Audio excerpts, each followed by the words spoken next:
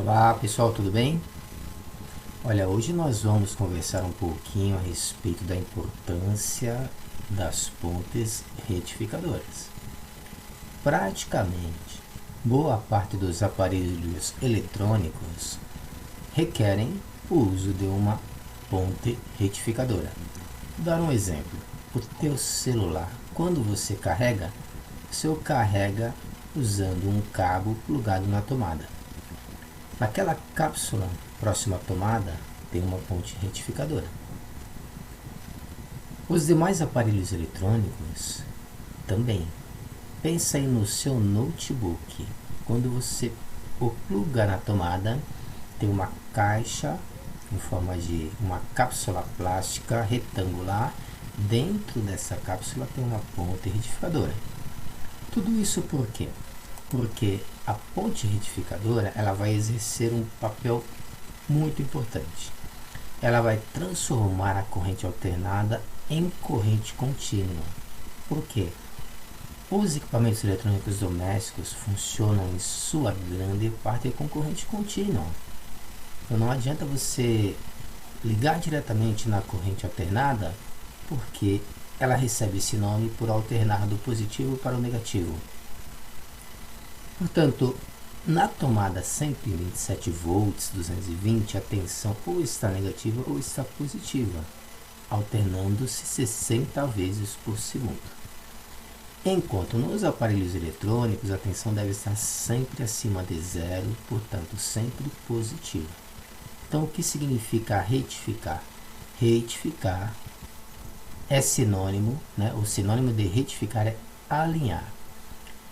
Com a ponte retificadora, a gente consegue esse alinhamento e esse trabalho é feito por um conjunto de componentes eletrônicos denominados capacitores, diodos, resistores, que são fixados na plaquinha de circuito impresso,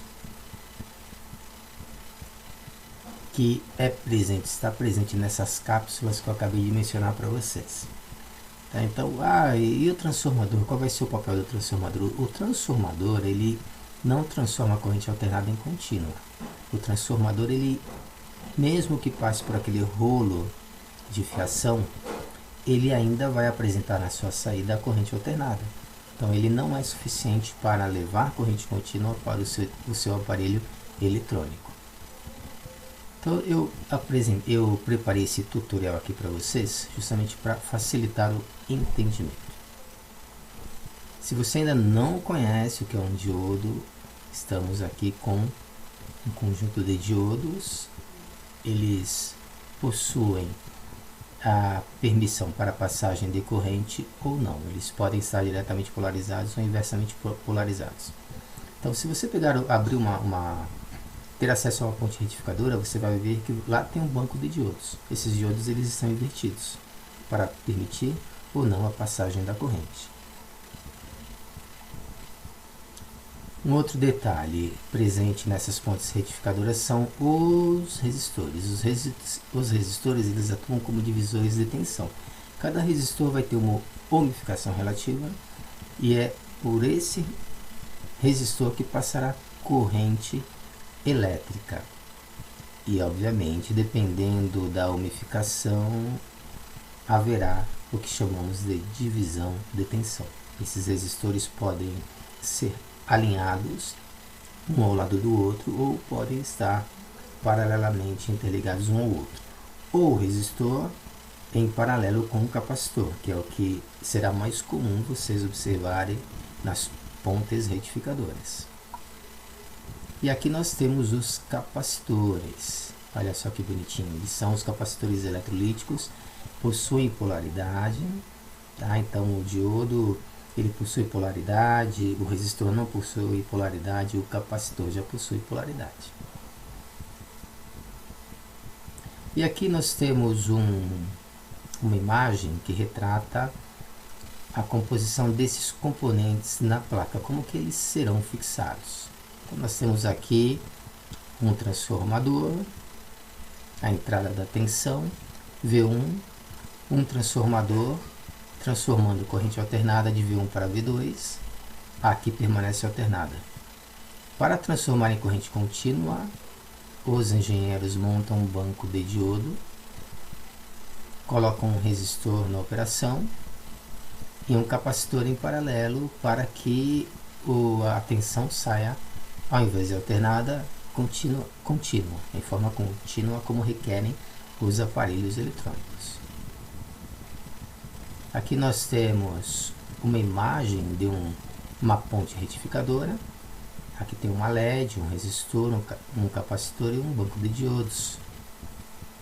Depois eu vou preparar um vídeo para vocês mostrando outras pontes retificadoras que nós retiramos de outros aparelhos eletrônicos para mostrar para vocês. Cada capacitor tem um farad inerente, né, ao que a placa requer, 1000 microfarads, 40 farads e assim sucessivamente. Então é necessário sabermos qual é a necessidade de armazenamento de carga nesse dispositivo. Aí é uma questão de projeto. E aqui é o fluxo completo da retificação. Nós pegamos essa informação do Wikipedia, baseado no trabalho do Corrard e do Fasano. Tentei encontrar esses livros, mas eu não consegui. Então aqui tem o transformador, o banco de diodos, o processo de filtragem, a estabilização e a alimentação da carga. Então percebam que ela sai de uma corrente alternada, fica apenas com uma banda, em seguida, passando pelo capacitor, ele vai ganhando uma estabilidade até ficar corrente contínua. Então esse quadro aqui ele é bem elucidativo em relação à importância da ponte retificadora. Agora, quando que surgiu toda essa história? Século XVIII, através de estudos do conde italiano Alessandro Volta, ao estudar a pilha elétrica, cuja tensão é contínua, com base nas ideias do Luigi Galvani, um outro italiano, sobre a origem da eletricidade. Então, através do capacitor, o sinal de saída fica mais constante, como indicado pela cor vermelha indicada na imagem abaixo. Então, esse vai ser o papel do capacitor dentro aí da ponte retificadora. Sinal senoidal de saída pós-filtro capacitivo. Então ele deixa de ficar senoidal e fica mais alinhado. Voltagem no tempo. E aqui eu indico para vocês duas obras interessantes. Fundamentos de circuitos elétricos, James Neeson, Susan Heddell. Este está na 5ª edição, esse na 10ª edição, que significa dizer que são livros aí bem interessantes para você aprofundar os seus conhecimentos na área.